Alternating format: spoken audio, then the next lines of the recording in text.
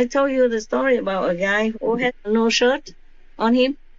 And people say, why don't you sell your land? And then you can buy your clothes and build a house for yourself. He said, I'm happy like this. They said, but you could have more clothes and a luxury house or something like that. He said, I'm already happy. And do you think I would be happy if I have something more? No, I'm happy because I have nothing. Yeah, it's true like that. I told you when I was in Rishikesh, I was happy.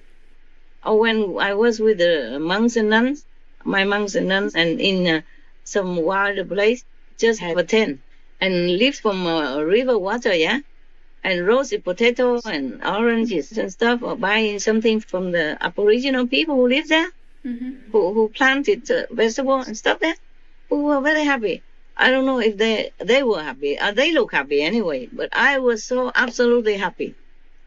More than now. That's what I can say, okay? Yes, Master. Yes, Master. Rishikesh, India, living with just one samosa now and then, and baking my own chapati. Oh, I was very happy. Truly like that. I really understand that word, you know? You don't have much, you're happy. But the people, they always see the grass is greener on the other meadow, you know? Yes. That's a problem. It's not a problem about being poor. It's a problem about having rich neighbors. Yes. Yes, that is the thing. And then your mind starts to trick you. Oh, what if I have that? Huh?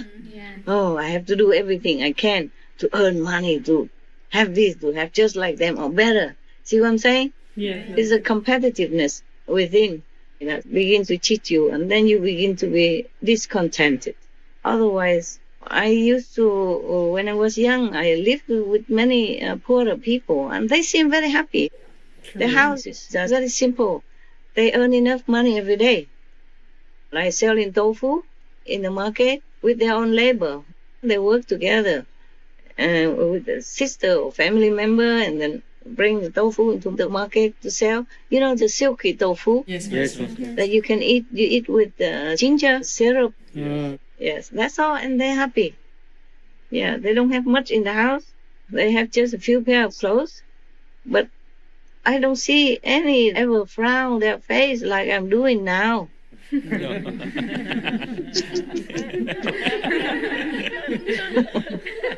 Or shaking their head in despair. Truly, ignorance is bliss. Yes. Before I became a master, I was happier. I didn't know much. Truly, I didn't know much. I mean, I did know sometimes when watching TV, yeah, that the people suffer by war and animals suffer, but not so graphic, not so deep and profound like now. Yes. And the more I know, the more I'm unhappy. Not because of my situation, but for them, yeah. It affects me a lot. It gives me pain and sleeplessness. Okay, anything else? Before I'm on and on about the story of my life. Master, for the beings in the original universe, is there also such a thing as going within as a way of contemplation? And if there is any analogy to what we call here space?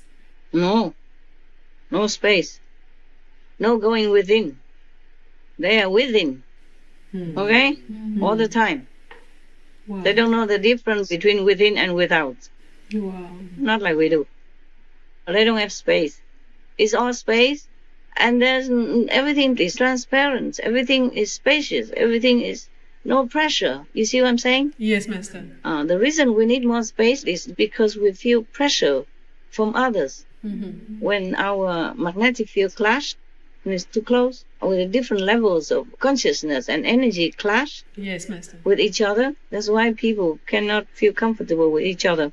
And that's why husband and wife don't feel sometimes harmony within a marriage or family members, etc. Understand. Also influence from demons, yes.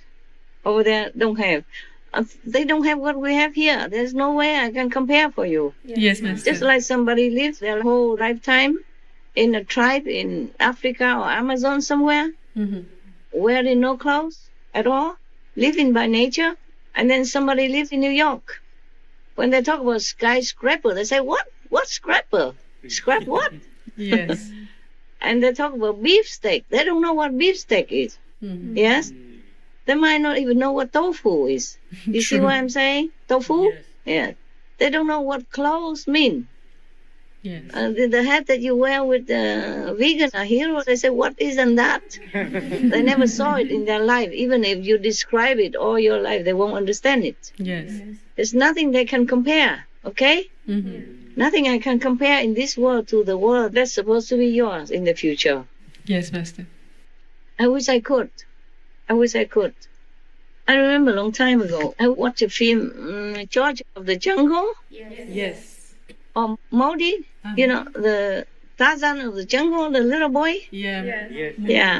He's been an orphan since he was young, and the monkeys and the dogs raise him up, yeah? Yes. And they live with tiger and leopard and all that, Yes. Yes. and swinging around on trees. Yes, Master. And he had no knowledge of the other world besides that until he saw his childhood friend again. Or George of the Jungle, he he went from the jungle to New York or somewhere, and when he watched TV and people advertise it, coffee is a thing that brings people together, yeah? And so, he was in love with the girl who brought him there. They were not dating or anything, don't know anything. I said, coffee, bring people together. Okay, then he has to drink it a lot, you know? He just began to learn some English, saw the advertisement, so he drank a lot of coffee. Hoping that the coffee will bring her together with him. Or he just, how you say, punching his chest and throwing leaves around as a sign of confessing his love, remember? Yes. The girl understood nothing. Yeah. Yeah, we don't do that in New York, do we? Huh? No? No, Master. We don't punch in the chest and throw leaves all over to the girl that we love? She will bring you to an asylum. To the, the lunar bin, huh? So there are different worlds within our world as well. Huh? You know that? Yes, Master. Yes. In an Arabian country, Muslim country, when I went there, I covered my head. Okay? I cover with a shawl my head. Yes. But when I'm here, I don't cover all the time. We are not used to it. Okay? Yes. Only when it's cold, maybe when too cold, I cover. But it's not for that. I cover there because I respect their custom. Yes. Yeah? Yes. I want them to feel at ease with me. Like I'm not a stranger coming to make trouble or anything. Okay? I am you. Like that. Yeah. So it's a different custom, you see? Yes, Different Master. custom. So when we are in a different country, I've been in Arab countries, so I know that. But if somebody had never seen an Arabian country or Muslim country, or we did not even have TV, if I describe how they live there, my people back then in Vietnam would never have understood. Yes, Master. And then even it could be dangerous, when you say something that other people don't understand. A long time ago, it's a true story, I told you before, but I'm not sure if it's translated. There was a king's official. He went to France to study somehow. At that time, he probably was the one and only at that time. Maybe he went there to study or also do some diplomatic connection or whatever. Yeah, at that time we didn't have airplanes. Long time ago, we still had the king. Yeah, Yes, Yes, Master. Master. we don't have anymore. Yes. And then he went to France, and when he came back, he described the French way of life. Oh, the light normally we still have oil lamps in those times, you see? Yes. Or wax candles. So he said, we don't need all that there. The light comes from the ceiling, and the water comes from the wall, the tap. Oh, he got his head chopped off. Oh, wow. Even that dangerous. Wow. So not only the saints and sages who talk about heaven, which people don't understand. Even just the light and the water get a person killed. Oh. Other people told the king that, he looked down upon you. When you don't have respect for the king, then your head will go on holiday in old times. Yes, Yes, Master. Master. Or at least imprisoning. But this guy, because he told things that the king did not understand, and the whole court, royal court, did not understand. So they chopped the head off because his sin was like that.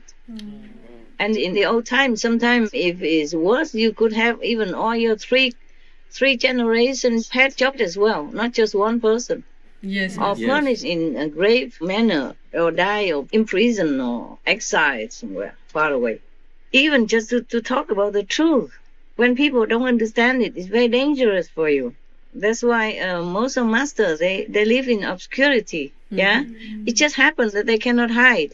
When you are a 1,000 watt lamp, it's difficult to dim it, to hide it.